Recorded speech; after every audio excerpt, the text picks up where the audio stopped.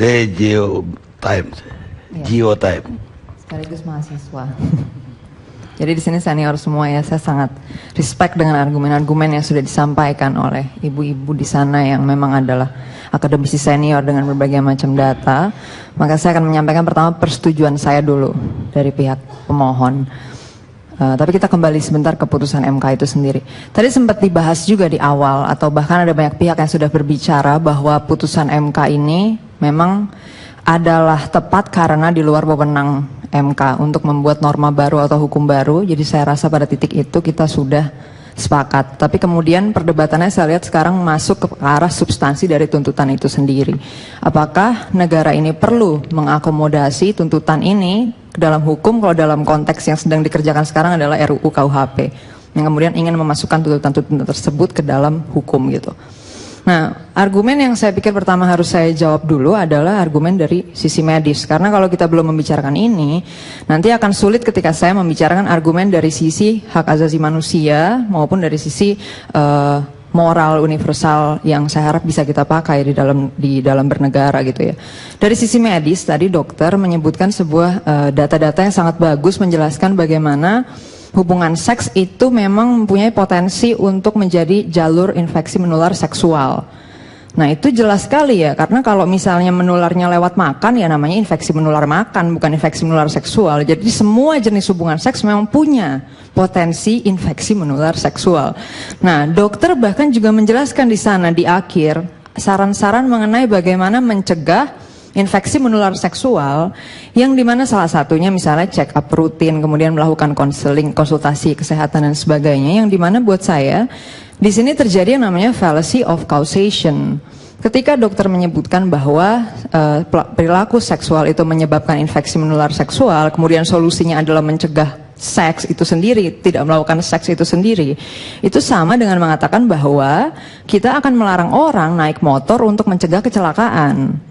Padahal yang kita lakukan bukan begitu tadi. Bukan begitu. Dia untuk mencegah itu kita jangan melakukan seks yang menyimpang, jangan melakukan seks yang gonta-ganti, kira-kira gitu. Gonta-ganti. Nah itu kan berarti kan bukan untuk melarang seks itu sendiri kan, tetapi kita memperbolehkan seks pada tataran tertentu, maksudnya yang sehat. Ya nggak? Dalam artian safe sex, ya nggak? Nah sementara yang dituntut di dalam putusan MK ini yang kemudian diajukan ke MK bukan soal safe sex atau unsafe sex, tetapi seks di luar nikah. Ini kan fallacy of causation. Apakah menikah membuat seks menjadi safe? Enggak dong, menikah itu Anda membuat seks menjadi legal, bukan membuat seks menjadi safe. Membuat seks menjadi safe itu adalah dengan misalnya menggunakan kondom, kemudian memakai standar-standar seks yang sehat gitu, iya kan? Nah itu dari sisi medis, iya kan? Nah kemudian iya dong, argumennya kan begitu. Jadi pencegahan infeksi menular seksual ya harus lewat pencegahan penyakitnya itu sendiri, bukan pencegahan seksnya, apalagi dengan soal urusan menikah atau tidak menikah gitu. Buat saya ini fallacy of causation. Kalau kita mau mencegah seks yang menular itu, penyakit menular seksual, maka kita harus melakukan seks yang sehat, bukan seks yang legal. Gitu loh, seks yang sehat. Saya pikir itu adalah dua hal yang berbeda. Bayangkan kita misalnya membagi antara makan yang sehat dengan makan yang legal atau tidak legal. Jelas berbeda kan? Makan yang sehat dengan makan yang legal, beda jelas. Nah, seks di dalam pernikahan bisa tentu saja menjadi penyebaran penyakit. Karena perbedaan antara seks dalam pernikahan dengan di luar pernikahan hanya status hitam di atas putih. Adalah sebuah dokumen kenegaraan, tidak ada hubungannya dengan fakta medis. Itu dalam konteks argumen medis. Kemudian yang kedua adalah mengenai hak beragama. Saya setuju sekali dengan omongan Dr. Ais ya tadi di awal. Poin di awal adalah mengenai hak beragama. Buat saya ini adalah poin yang memang paling penting dari tuntutan ini. Tetapi saya bingungnya kenapa saya kembali lagi pada kesimpulan yang berbeda. Ketika Dr. Ois menyebutkan bahwa kenapa kita menuntut ini karena kita punya hak untuk beragama. Saya tentu saja sangat mendukung hal itu karena memang sesuai dengan konstitusi yang kita sepakati bersama. Kita menjamin hak tiap-tiap warga negara untuk beragama dan berkepercayaan. Nah justru buat saya tuntutan ini melanggar hak beragama. Kenapa demikian? Ketika tuntutan ini dibangun di atas basis agama tertentu, lebih jauh lagi di dalam interpretasi tertentu di dalam agama tertentu, maka dia dengan sendirinya mendiskriminasi pilihan agama dan kepercayaan dan interpretasi lain. Dan oleh karena itu ia inkonstitusional, ia melanggar kesepakatan konstitusi yang menjamin hak-hak berkepercayaan dan beragama. Jadi kesimpulan saya justru tuntutan itulah yang melanggar hak beragama, bukan sebaliknya. Dalam kondisi status quo, negara memberikan ruang untuk kita masing-masing di dalam kepercayaan dan agama kita dan interpretasi kita sendiri-sendiri menjalani hidup kita dengan nilai-nilai tersebut.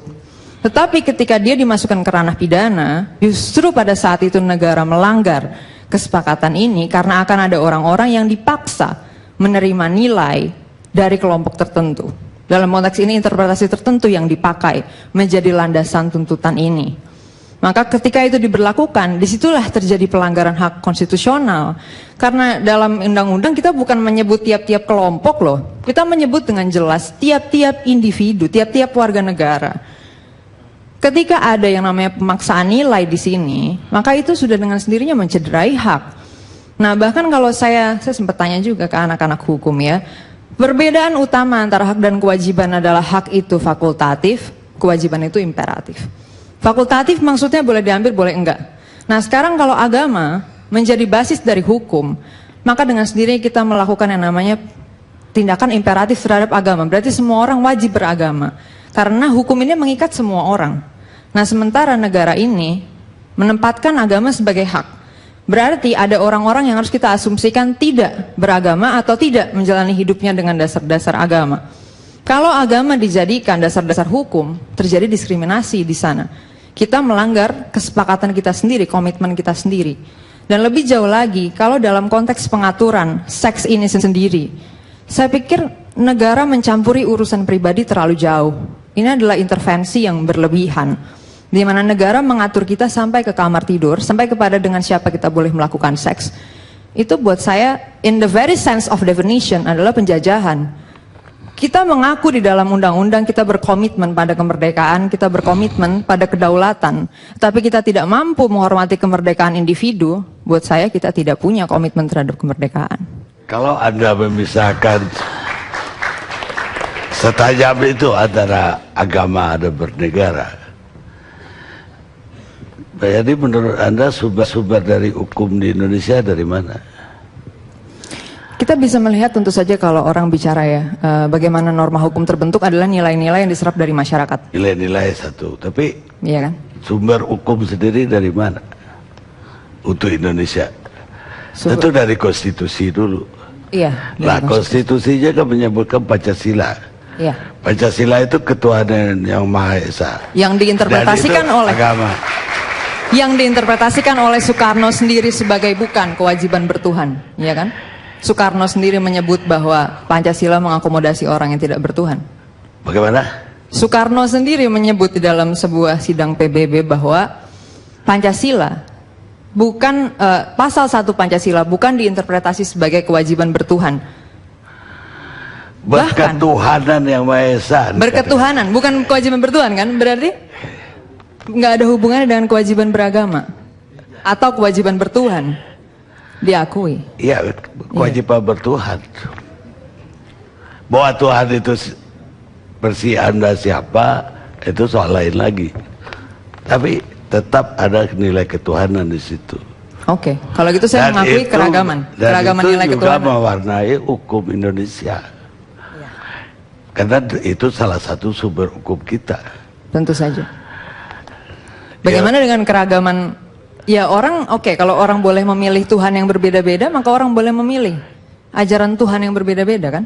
Boleh, kalau itu boleh. Ajaran Tuhan yang berbeda boleh. Iya, berarti itu yang saya bela kalau gitu ya.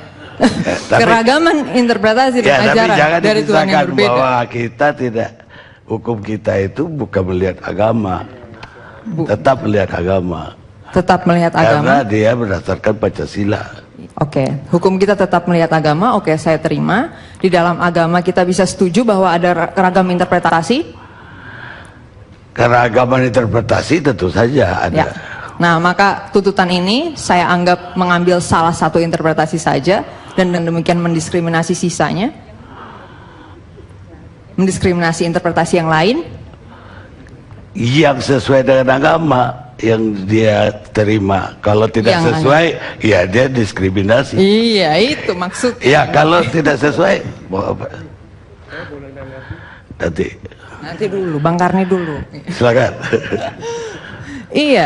Iya kan, ragam interpretasi itu ada. Nah, kalau dalam konteks ini saya lihat tadi dalam tuntutannya, di sini dari sudut pandang Islam ya, kalau secara agama, di dalam interpretasi tertentu, interpretasi yang dibawa oleh pemohon, ya. Nah, tadi sempat disinggung juga oleh Bang Ade. Sebenarnya ada perdebatan bahkan di dalam Islam itu sendiri. Nah, kita belum bicara orang dari agama lain. Ya, tapi dalam hal ini kalau ada bawa ke agama, LGBT misalnya, Lot yang saya baca tadi, di perjanjian lama juga ada, di perjanjian baru juga ada.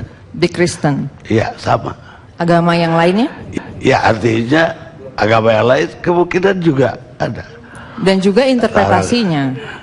Tapi saya pikir poin saya sebenarnya bukan memperdebat interpretasi mana yang benar juga ya. Maksudnya saya pikir itu adalah ranahnya fuqaha atau ahli-ahli fikih gitu ya, atau ahli-ahli tafsir agama. Tetapi kalau dalam konteks yang saya bicarakan itu kan sebenarnya adalah bahwa kita menyepakati bahwa at least kita bisa melihat dalam realita adanya keragaman penafsiran atau interpretasi agama. Sampai titik itu bukankah kita bisa melihat bahwa ketika negara menjamin hak beragama dan kebebasan beragama, maka kita melihat ada keragaman di sana, termasuk keragaman interpretasi kan, pada tataran yang lebih sempit daripada kelompok gitu loh.